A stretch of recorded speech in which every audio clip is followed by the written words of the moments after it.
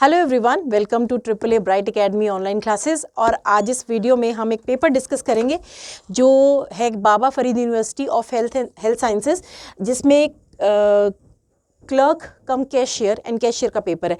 तो अब देखते हैं इंग्लिश का क्या कंट्रीब्यूशन रहा है। सबसे पहला जो क्वेश्चन था इस पेपर में वो बेस्ड ऑन दिस पैसेज था। ये छोटा सा पैराग्राफ है, बहुत लंबा सा पैसेज नहीं है, छोटा सा पैराग्राफ है और आपको इसी पैराग्राफ से रिलेटेड क्वेश्चंस पूछे गए हैं नीचे, और जो हम आज इसके डिस्कस करेंगे, सॉल्व करेंगे। तो ये पैसेज है, देखिए, है ना, इसी से रिलेटेड इसके क्वेश्चन है। आप एक बार रीड कर सकते हैं पैसेज को, जैसे कि थोड़ा बहुत अंडरस्टैंड कर सकते हैं क्या बोल रहा है। Question is read the passage carefully to answer the following questions. Answer करने के लिए इस पैसेज को ध्यान से पढ़ें। तो पैसेज में किस चीज़ के बारे में जिक्र किया गया है। Once upon a time there was an enchanted forest that was home to many magical creatures। तो एक बार एक फॉरेस्ट था जो काफ़ी लोगों का कह लीजिए होम था, है ना, काफ़ी क्रिएचर्स का, लोगों ने क्रिएचर्स का होम था, काफ़ी जीव जंतुओं का होम था। The trees in the forest were so tall. अब ध्यान में रखिएगा, इसमें जिक्र किस किस का हुआ है, ट्रीज़ का हुआ है, ठीक है ना, ट्रीज़ का जिक्र हुआ है। वो कैसे हैं, so tall that their tops touched the clouds. इतना ऊंचे पेड़ थे कि जो बादलों तक को छू जाते थे। And there leaves sparkled like emerald. ये यहाँ पे भी आप इसको भी ध्यान रखिएगा कि ये इसका भी जिक्र हुआ कि लीव्स कैसे थे उसके। The forest was protected by an invisible barrier that only the pure of heart could pass through, है ना। इस लाइन को भी माइंड में रखिएगा। Many people try to enter the forest. बहुत लोग उस फॉरेस्ट में जाना चाहते थे, ट्राई करते थे जाने की, बट फेल्ड, पर वो फेल्ड यानी कि असफल रहते थे। Among them was a girl. इन सब लोगों में जो उस फॉरेस्ट में एंटर करना चाहते थे, इन सब में एक लड़की थी जिसका नाम था एरियल कुछ ऐसा नाम था। देखिए अब आगे क्वेश्चन में भी आएगा। Who had heard tales. Tales होती हैं स्टोरीज, जिसने कहानियाँ सुनी थी उस जंगल के अजीब और अजीब गरीब माहौल की, है ना, जंगल के वंडर्स की, फ्रॉम हर ग्रैंड मदर, अपनी दादी से। With a heart full of hope and curiosity. Hope और क्यूरियोसिटी से भरे दिल के साथ, है ना। And she set out on a journey. वो निकल जाती है यात्रा पे। To find the enchanted forest. उसी अट्रैक्टेड फॉरेस्ट को ढूंढने के लिए निकल जाती है। एज शी अप्रोच्ड, है ना, जैसे वो पास पहुंचती है, the barrier, Ariel closed her eyes and this is look took a deep breath, है ना, गहरी सांस भरती है, आंखें बंद करती है, गहरी सांस भरती है। To her delight she was able, याद रखिएगा, है ना, इसको भी याद रखिएगा। She was able to pass through the barrier effortlessly. Inside, वो उसको बिना किसी, एफर्टलेसली होता है जिसमें कोई खास उसको एफर्ट नहीं करना पड़ा, बड़ी सुविधा से वो उसके अंदर पास कर जाती है उस बैरियर को। और लास्ट लाइन क्या बोलती है हमारी इसमें, she encountered talking animals, friendly fairies and streams of crystal clear water. तो वो वहाँ देखती है बोलने वाले जानवर, है ना, और फ्रेंडली फेयरीज देखती है, बहुत फ्रेंडली फेयरीज होती हैं, और स्ट्रीम या फिर क्रिस्टल क्लियर मतलब बिल्कुल साफ पानी देखती है वहाँ पर, मतलब वो उसकी ब्यूटी को देखती है। अब देखिए कितना मुश्किल था ये पैसेज, कितना मुश्किल था, बहुत आसान था। अब हमने देखिए वहाँ पर एग्जाम में तो आपके सामने पैसेज साथ ही इसके क्वेश्चंस पड़े होंगे। मेरी स्क्रीन पर पैसेज पूरा दिखाई दे रहा है, मैं इसके क्वेश्चंस को नेक्स्ट स्क्रीन पर दिखाऊंगी। मैंने आपको main points of the passage highlight कर दिए, they will help us to find out the answers. देखिए अब देखते हैं फर्स्ट क्वेश्चन क्या था। What was the unique about the trees in the enchanted forest?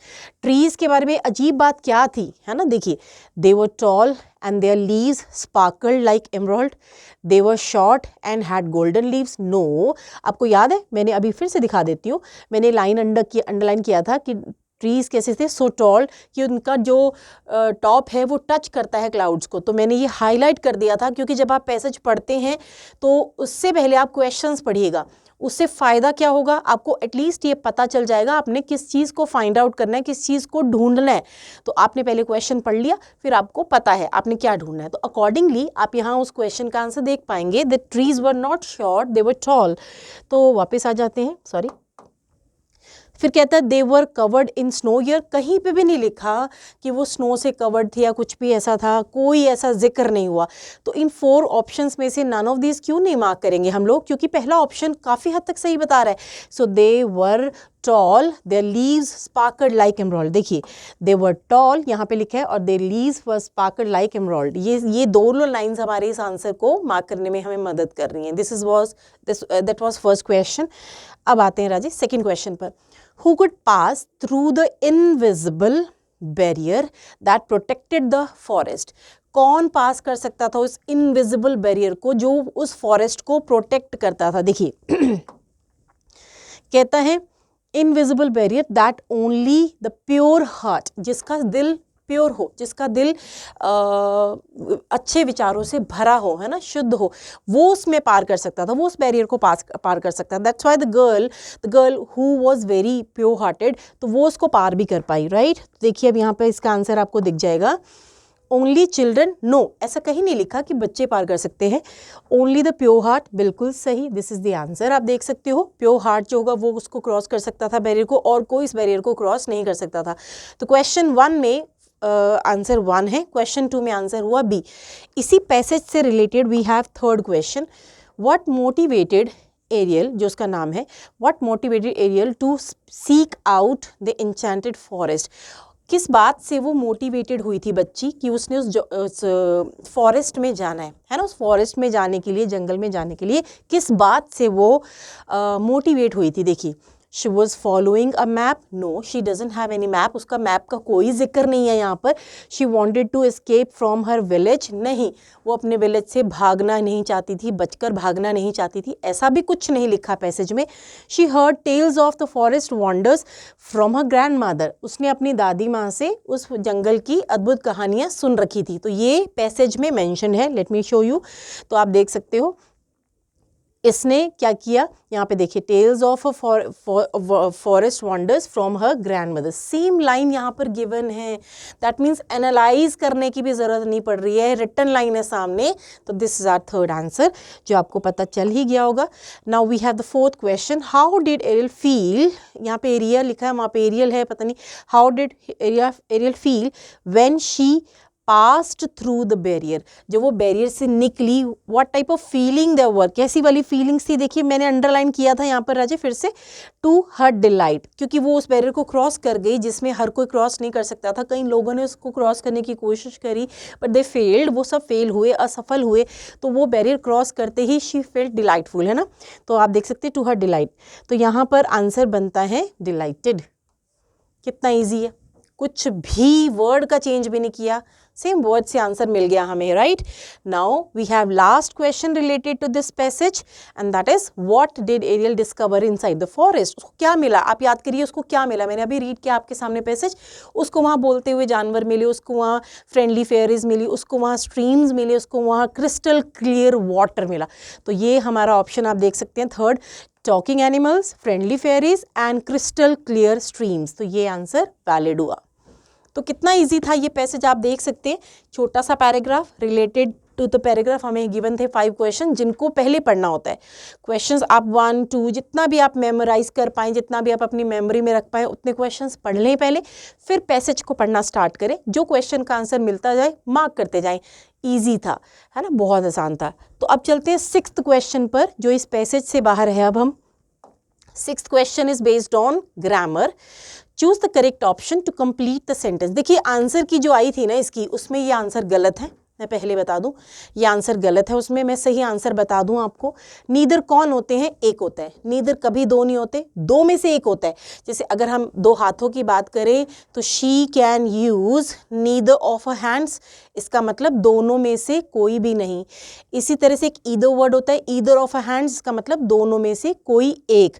तो ये सिंगुलर है, ये सिंगुलर सब्जेक्ट माना जाता है, ये प्लूरल सब्जेक्ट नहीं माना जाता। तो let's read the line again. Neither of the answers, यानी 2 आंसर्स थे, दोनों में से कोई भी नहीं। तो जैसे कि सब्जेक्ट सिंगुलर है तो ये आंसर हो ही नहीं सकता ना। आंसर की इज गिवन दिस वन, तो ये आंसर है ही नहीं। तो आंसर क्या है यहाँ पर? इज है। Neither of answer, neither of the answers is correct. Will की जरूरत नहीं है, there is no indication of future. Had की जरूरत नहीं है, वो तो वैसे ही ग्रामेटिकली करेक्ट नहीं है इस लाइन के अंदर। तो इज यहाँ पे आंसर क्यों वैलिड है? Because neither is always individual, neither कभी प्लूरल नहीं हो सकता, राइट? तो ये आंसर ए है इसका। नेक्स्ट में देखिए, ही डैश इन लंडन सिंस 2010। तो जो ये होता है ना वर्ड सिंस, ये जो सिंस आता है ना, या with time, since with time या for with period of time,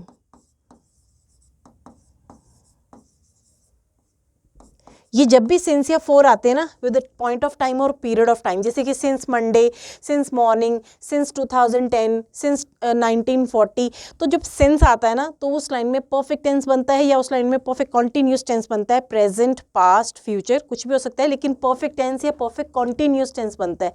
मतलब ही डैश इन लंडन सिंस 2010, वो लंदन में रह रहा है, रह रहा था, रह रहा होगा 2010 से। 10 से शुरू होकर काम चलता दिखाने का सिचुएशन है।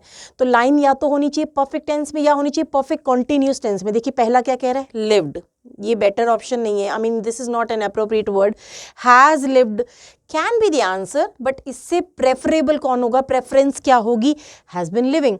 तो प्रोग्रेसिव एक्शन दिखा सकते हैं, परफेक्ट कॉन्टिन्यूस बना सकते हैं सिंस और फॉर प्रेपोजिशन के होने पर। जैसे अगर मुझे कहना है वो चंडीगढ़ में रह रहा है तो मैं बोलूँगी he is living in Chandigarh. अगर मुझे ये कहना ना कि वो 10 साल से चंडीगढ़ में रह रहा है, या मुझे कहना है वो 2014 से चंडीगढ़ में रह रहा है, तो ही इज़ लिविंग नहीं हो सकता। फिर हो सकता है he has been living in Chandigarh since 2014 या फॉर 10 years। तो जो वो सिंस या वो फॉर का पीरियड ऑफ टाइम या पॉइंट ऑफ टाइम साथ में आता है ना, तब से लेकर ये काम अब तक चलता दिखाना होता है। तो इसीलिए line has to be in perfect continuous tense. तो लाइन परफेक्ट कॉन्टिन्यूस टेंस में कंपोज होती है। तो this is the reason C can only be the answer here. I hope ये दोनों क्वेश्चंस आपको क्लियर हो गए हों। चलते हैं नेक्स्ट क्वेश्चन पर। What is the past participle? पहली बात, प्रेजेंट पार्टिसिपल, पास्ट पार्टिसिपल ये क्या होते हैं?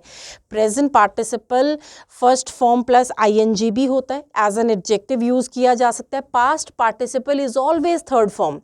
एडजेक्टिव भी यूज हो सकता है वो, लेकिन होता वो थर्ड फॉर्म है।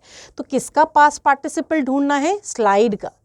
स्लाइड वर्ब है जिसका पास्ट, जैसे गो, वेंट, गॉन में से पास्ट पार्टिसिपल गो का कौन है? गॉन है। डू, डिड, डन में से पास्ट पार्टिसिपल कौन है? डू का डन है ना। टीच, टॉट, टॉट में टॉट है। हेल्प, हेल्प, हेल्प में ईडी वाला हेल्प है। सपोर्ट, सपोर्टेड, सपोर्टेड में सपोर्टेड है। तो ये डन, गॉन, सपोर्टेड, ये थर्ड फॉर्म जो होती है ना, they are called past participles. Okay, we can use them as adjectives also. तो यहाँ पर स्लाइड गिवन थी वर्ब जिसका पास्ट पार्टिसिपल बताना है, तो इसका पास्ट पार्टिसिपल होता है स्लिड या स्लिडन भी होता है, बट यहाँ पे ऑप्शंस में स्लिडन है नहीं, स्लिड ऑप्शन है अपने पास, तो ये इसका थर्ड फॉर्म है, राइट। तो ये था हमारा पास्ट पार्टिसिपल का क्वेश्चन। सिंपल है बट नॉलेज होनी बहुत ज़रूरी है इसकी भी आपको। Next question is based on vocabulary, which idiom means feeling सिक। अब देखो इसने उल्टा किया ना, ईडियम नहीं दिया, मीनिंग दिया, और ईडियम आपने फाइंड आउट करना है। देखिए यहाँ पे क्या क्या लिखा है। फीलिंग सिक किस ईडियम का मीनिंग है? जो पहला ऑप्शन है ना, फ्लाइंग ऑफ द हैंडल, तो ये ऑप्शन क्या बोलता है? इसका मीनिंग है flying off the handle. Flying off the handle का मतलब होता है जब आपने कहना हो one person who is getting angry, तो flying off the handle means getting angry, become angry, तो ये इसका मीनिंग है। Second is burning the midnight oil. जब भी आए ना burning the midnight oil, burn midnight oil, इसका मीनिंग होता है, जैसे हम हिंदी में नहीं कहते दिन रात एक करना, तो दिन रात एक करना मीनिंग क्या देता है? कि मेहनत करना, हार्ड वर्क करना। सो बर्न मिडनाइट ऑयल या burning the midnight oil means hard work. Third जो आपके सामने ऑप्शन है, अंडर द वेदर। आप अगर पढ़ते हैं, ईडियम्स याद करते हैं, तो ये ईडियम आपको पता होगा। अंडर द वेदर का मतलब होता है फीलिंग अनवेल। तो जो ये गिवन आंसर है ये किसका है? थर्ड का। और फोर्थ का भी मैं बता दूं, इन अ पिकल का मतलब, वैसे पिकल अचार होता है, पर इन अ पिकल का मतलब इन डिफिकल्ट सिचुएशन। तो पहले वाले का मीनिंग बिकम एंग्री, सेकंड का meaning hard work, third is the answer under the weather means feeling unwell, and in a pickle का मतलब होता है जब आपने कहना हो in difficulty, in difficult situation. तो ये चारों ईडियम्स है और ये इसका आंसर किसका है? ये थर्ड का। अंडर द वेदर मतलब फीलिंग अनवेल, तो she was feeling under the weather या she was under the weather means she was unwell, तो फीलिंग सिक। ये था हमारा 9th क्वेश्चन। अब है देखिए इस पेपर में लास्ट क्वेश्चन क्या कहता है, बहुत आसान था। Each of the students dash a project to, है ना, there must be some word. To present, है ना. ईच ऑफ द स्टूडेंट्स, पहली बात अगर आपने प्रोनाउंस में सुना हो ईच वन, एवरीबडी, ये सब वर्ड्स कभी प्लूरल नहीं होते हैं. ये सब वर्ड्स कैसे सब्जेक्ट्स माने जाते हैं? Singular. That's why the verb is always singular with them. तो each being a singular word, being a singular subject होने के वजह से it is never with plural verb. तो देखिए हैव प्लूरल है, आर प्लूरल है, वर प्लूरल है. कितना इजी क्वेश्चन है ना. अगर आपको इतना सा बात पता है ना कि ईच हमेशा एक सिंगुलर, एक इंडिविजुअल को डिफाइन करने वाला वर्ड है, इंडिविजुअल की बात करने वाला वर्ड है, तो ईच के साथ में कभी वर, आर, हैव नहीं आ सकता. तो each of the students has. अच्छा, अगर आपके मन में एक पॉइंट आता है ना कि ईच ऑफ द स्टूडेंट्स कह रहा है तो भी हैज़ आएगा, हैव नहीं आएगा. ईच ऑफ द स्टूडेंट्स होने के बावजूद भी प्लूरल क्यों नहीं आएगा? एक पॉइंट, एक छोटा सा रूल याद रखिएगा हमेशा. वन ऑफ लिखा हो, मैनी ऑफ लिखा हो, सम ऑफ लिखा हो, है ना, एनी ऑफ लिखा हो, ईच ऑफ लिखा हो, एवरीवन ऑफ लिखा हो. देखो कितने सारे वर्ड्स मैं लिख रही हूँ. सिंगुलर भी है, ये सिंगुलर वर्ड्स है ना, ये दोनों प्लूरल है. सम और मैनी प्लूरल है, बाकी तो सब सिंगुलर है ना. इसके बाद जो भी नाउन आता है, one of the boys, one of the girls, many of the boys, some of the boys, ये बॉयज़ यानी यहाँ पर जो नाउन होता है that has to be plural. वो हमेशा प्लूरल होना चाहिए. One of the boys, many of the boys, any of the boys, some of the boys, each of the boys, every one of the boys.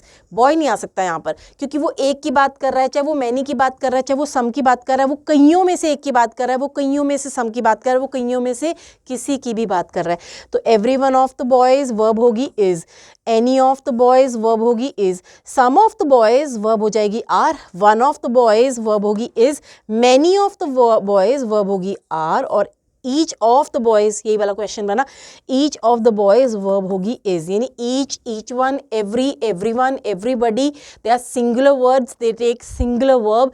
तो इनके लिए have नहीं आ सकता, are नहीं आ सकता, वर नहीं आ सकता. तो ये था देखिए हमारा पेपर जो आया बाबा फरीद यूनिवर्सिटी. तो अब बहुत इजी था. आई थिंक ये इतना लेवल था कि आप आराम से इसको बीट कर सकते हो, बट उसके लिए भी पढ़ना ज़रूर पड़ता है. तो नेक्स्ट वीडियो में हम फिर से एक पेपर के साथ आपके सामने आएंगे. तब तक study hard, work hard, and we will meet in our next video. Thank you and have a wonderful day.